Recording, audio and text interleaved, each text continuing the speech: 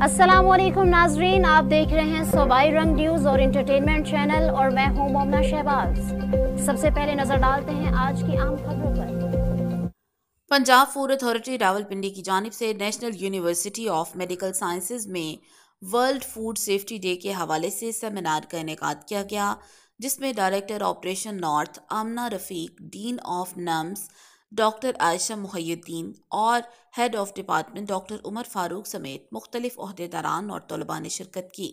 तफसीलात के मुताबिक पंजाब फूड अथॉरिटी और department of food sciences and nutrition के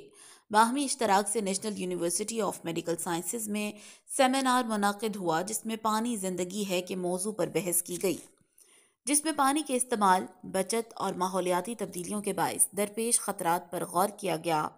इस सेमिनार का मकसद अवाम बिलखसूस नौजवानों में पानी की अहमियत, ग़ज़ाई तहफ़्फ़ुज़ की ज़रूरत के बारे में आगाही पैदा करना था, ताकि मौजूदा और मुस्तकबिल की ज़रूरत के लिए पानी को महफूज करने की ज़रूरत को उजागर किया जा सके।